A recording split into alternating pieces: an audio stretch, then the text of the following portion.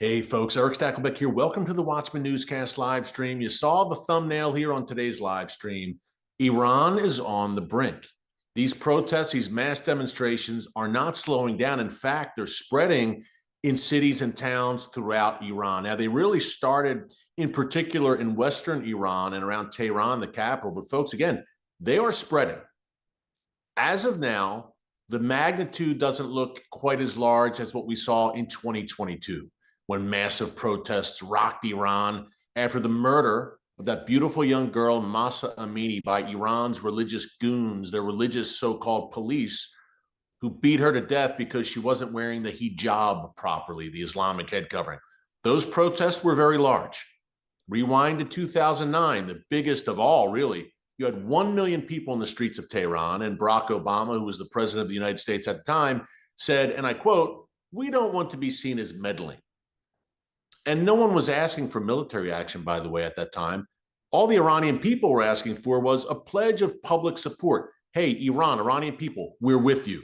It was a Mr. Gorbachev tear down this wall moment for Obama, and he dropped the ball terribly. And even he, as terrible as he was on every front in foreign policy, even he, in the years after, has expressed regret for not weighing in more strongly on behalf of the Iranian people. He could have saved us all, the world, a lot of trouble, obviously, if the regime was toppled back in 2009. That didn't happen. But now we're in a very different place, folks. 2022, you could argue the Iranian regime, although it had the internal unrest, obviously, you could argue the mullahs felt safer and more powerful than ever in that their ring of fire. We're talking Hezbollah in Lebanon, more on them in a minute, by the way, Hamas and Palestinian Islamic Jihad in Gaza, the Houthis in Yemen, the militias in Iraq and Syria, and also Iran's partnerships with its fellow Gathering Storm coalition members, China, Russia, North Korea.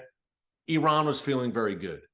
And this was right before, just about 8-9 months before the October 7th massacre, where Iran and its proxies, that was their crowning achievement in their view.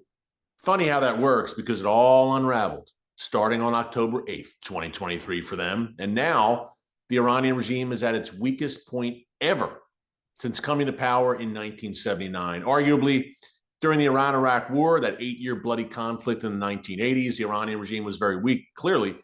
But now, on the brink, folks. And look, they may yet survive it, but they're still on the brink.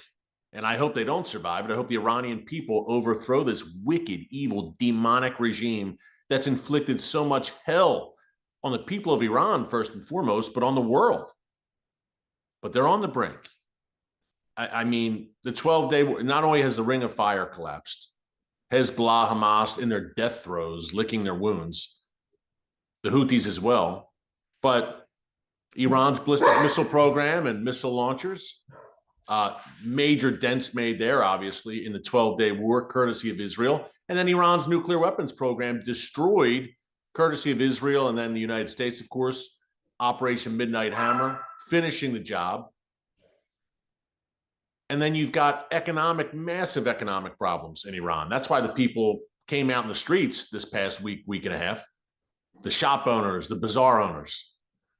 And then you've got a massive water shortage in Iran, to the point where about a month or two ago, they were talking about evacuating Tehran, a city of about 9-10 million people, literally evacuating city because of drought and a water shortage, which I believe, by the way, is divine intervention and judgment from God Almighty on this regime, that drought. Add it all up, and they're hanging on by a thread are the Ayatollahs. And President Trump is saying, look, quote, the United States is locked and loaded, his words, to help the Iranian people if you begin to, or continue, I should say, murdering the Iranian people. Guess what? Already 35 people, protesters, have been killed by the regime, including some children, reportedly.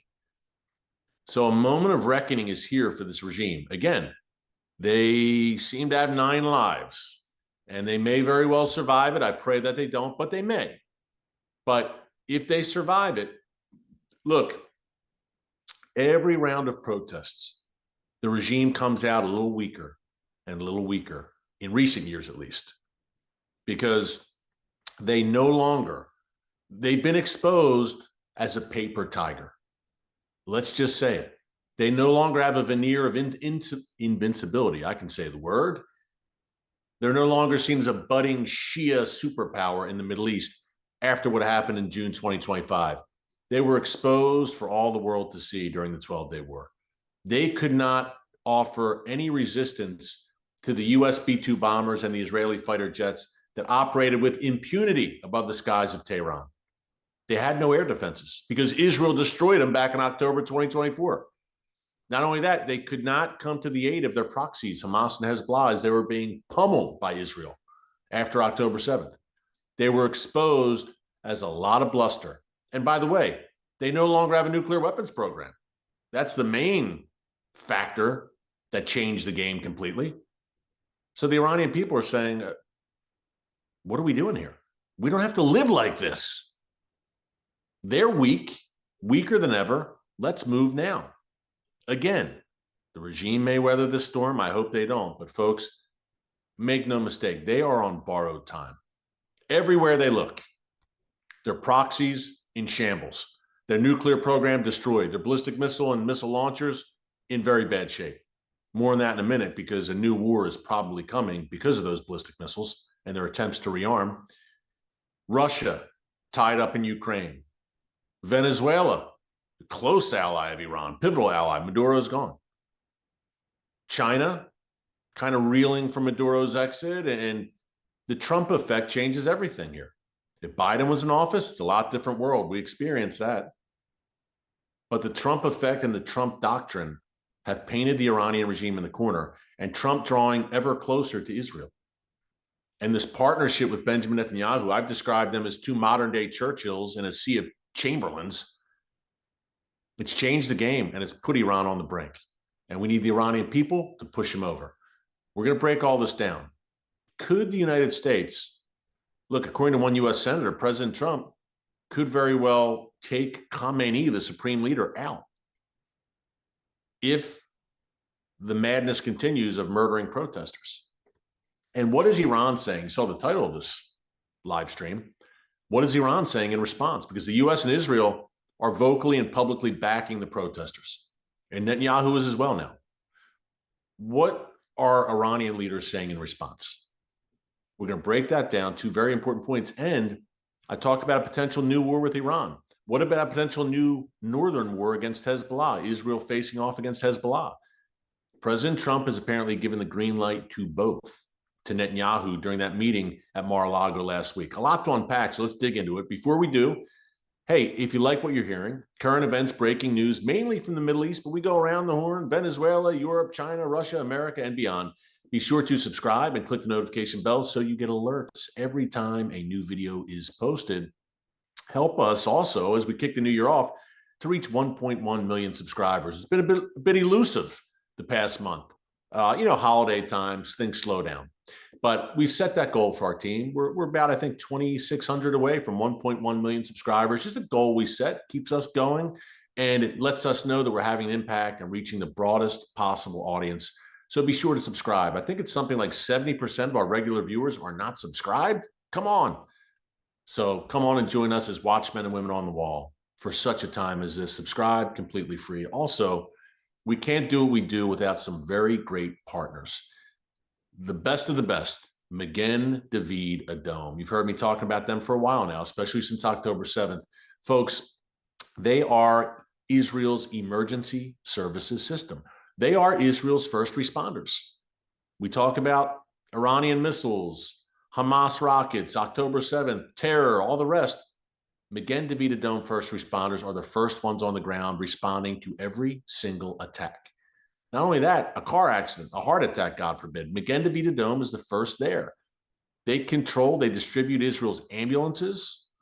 They're in charge of that, sending the ambulances out. And you see the Magen David Adom ambulances everywhere. I'm in Israel frequently. I see them. They collect, process, and distribute Israel's blood supply, not only for civilians, but for the IDF. These are paramedics, EMTs, who are doing this as volunteers. They don't get paid for this. 90% of the Magen David Adom first responders are volunteers.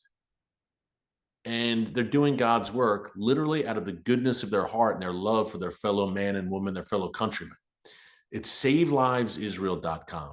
SaveLivesIsrael.com, to support this incredible organization. They've lost over 30 of their volunteers since October 7th in the line of duty, killed. Over 17 ambulances destroyed. They're putting their necks on the line, and they're not getting paid for it.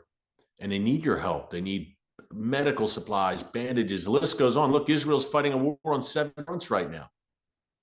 SaveLivesIsrael.com. And for me, as a Christian, as a follower of Jesus, a Bible believer, this fulfills that biblical mandate to bless the people of Israel laid out in the book of Genesis, chapter 12, verse 3.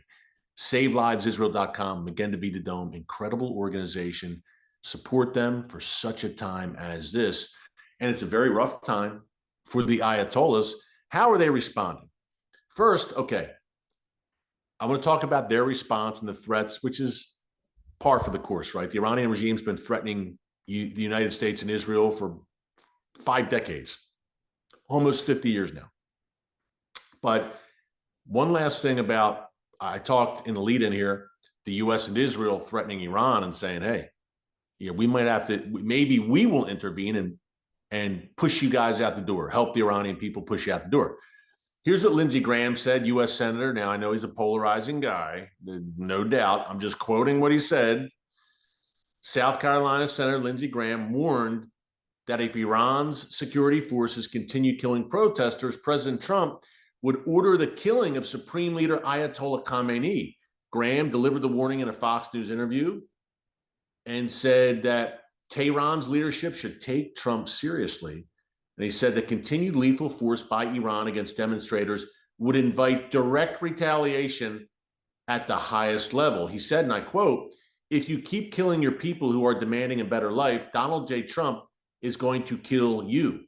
He pointed to the example of Nicolas Maduro in Venezuela, who wasn't killed. He was captured, but still incredible military operation that shows what the U.S. can do, and a bold decision and call by Trump. Graham called it a prime example of America at her best, what happened with Caracas in Venezuela. So does Lindsey Graham have some inside information? He talks to President Trump pretty frequently. He was just with him on Sunday, I believe. He was wearing a hat that read, "Make Iran Great Again." I like the hat. But we shall see. I mean, I think right now, everything is on the table. Donald Trump is an outside the box kind of guy. And that's an understatement. And the Trump doctrine, we have the Monroe Doctrine here in the Western Hemisphere, which is very much back. Some are calling it now the Donroe Doctrine after what happened in Venezuela. Trump is a disruptor, to me, in a beautiful way, who's changing the game. I mean, the geopolitical chess pieces are moving on the board. He's thinking 5 steps ahead of America's adversaries, forging coalitions. It's amazing to see. And it's painted America's enemies into a corner in many respects. They don't know what to make of this guy and what he's going to do next. His unpredictability is vexing to the likes of Iran, China, Russia, and North Korea. And Iran right now is saying, wow, if he did that to Maduro and he took out Qasem Soleimani, our terror master back in 2020, and he took out our nuclear weapons program, Iran saying maybe he would come and take us out, the Ayatollahs. And I think that's good that they're on their heels and they're second guessing and they're scared. That's a good thing when evil is on the run and second guessing itself and lacking in confidence. Lacking in confidence internally for sure. But here is what the Iranian regime is saying externally, I guess you could say. The bluster for international and domestic consumption, the threats, and here it is. Iran's military chief, just reading this straight off my phone from the Times of Israel. Iran's army chief, here's the headline, threatens a response to Trump and Netanyahu's hostile rhetoric. Iran's military chief warned today that Iran will not stand by and allow itself to be threatened by outside powers after the United States and Israel backed anti-government protest. General Amir Hatami said, quote, "The Islamic Republic of Iran considers the escalation of hostile rhetoric against the Iranian nation a threat and will not tolerate its continuation without responding." Now, he's the Iranian army. He's a commander of the Iranian army, but he's not Iran's most senior officer. Most of them were killed by Israel in the 12-day war, by the way.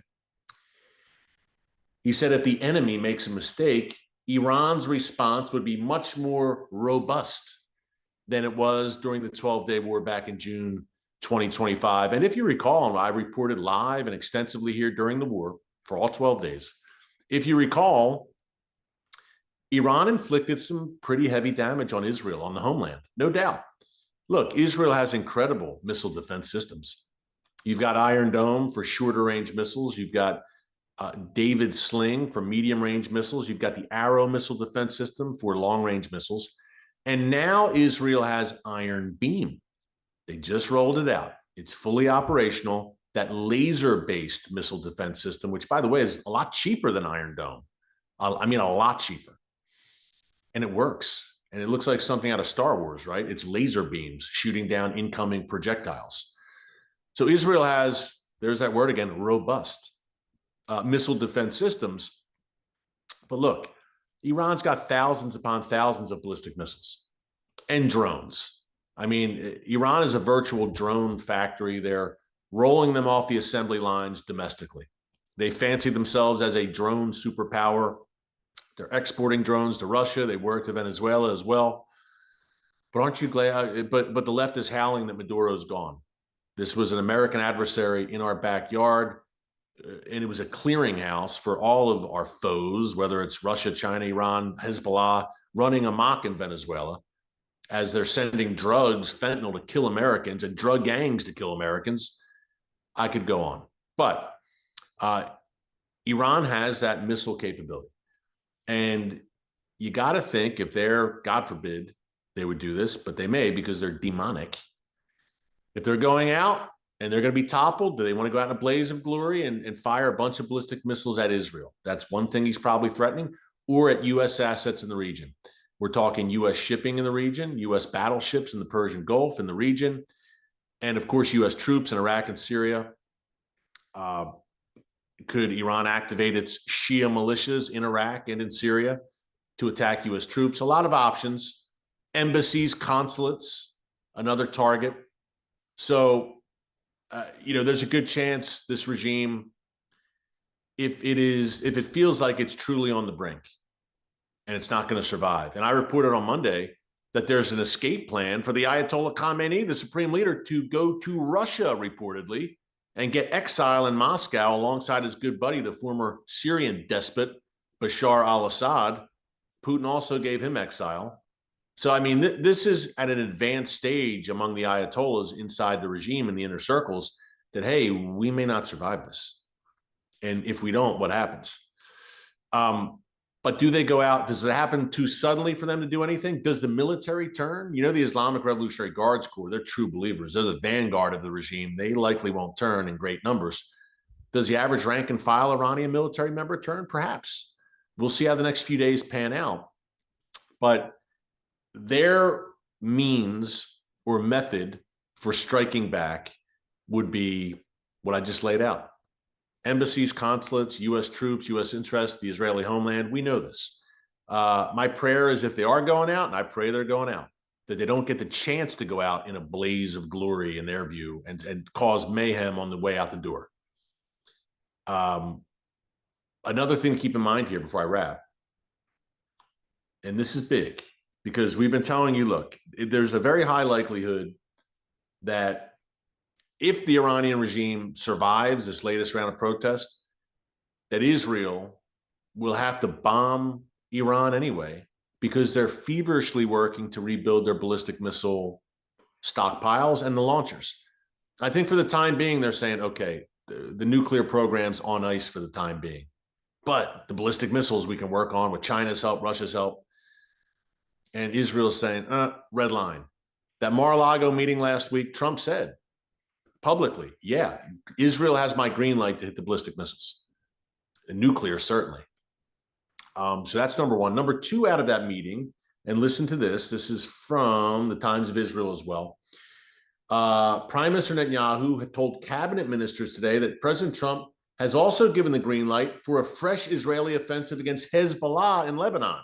Iran's chief proxy, of course. The report says both Jerusalem and Washington are unhappy with the Lebanese government's efforts to tackle the Hezbollah threat. Yeah, because they promised to disarm Hezbollah, did the Lebanese federal government, and they haven't. So they might need a little help being disarmed. Same with Hamas and Gaza. That's another story. But it's entirely plausible that Israel, on two fronts, against Iran and against Hezbollah's efforts to rearm, is going to take action, and they will have, I think, an enthusiastic green light from the United States. Last thing here, you might say, why? Why would Iran and Hezbollah continue to do this? Are they nuts? No, because they've been smacked around. They're licking their wounds. They're in bad shape. Why not just lay low if you're them and knock it off? Folks, they can't, because they're demonic. And truly demonic evil is relentless. It's all they have. Hezbollah, the Iranian regime, Hamas, their sole rationale for being is to murder, maim, and cause chaos, to kill and destroy, like their father, the devil. So they're not going to stop. This is who they are. It's what they live for. If they stop doing it, what are they going to do? Then they all of a sudden have to focus on actually governing. This is who they are. They're demonic. Demonic, truly demonic, Nazi-like evil needs to be crushed decisively once and for all, or else it will continue to rear its head. Evil is relentless. It's obsessive. It's arrogant. In their arrogance, they think they can still beat the U.S. and Israel, some of them. They're that blinded by hatred and arrogance and just demonic influences. So remember that. That is why they do what they do, and that is why they must be crushed. Thanks so much for joining us here today. Until next time, God bless you, and remember, never hold your peace. Hey everyone, thanks for checking out the Watchman Newscast. Make sure you hit the subscribe button so you never miss an upload, and tap the bell icon so you're notified every time a new video is posted. And don't forget to share your thoughts, insights, and comments below. Thanks for watching. We'll see you back here tomorrow.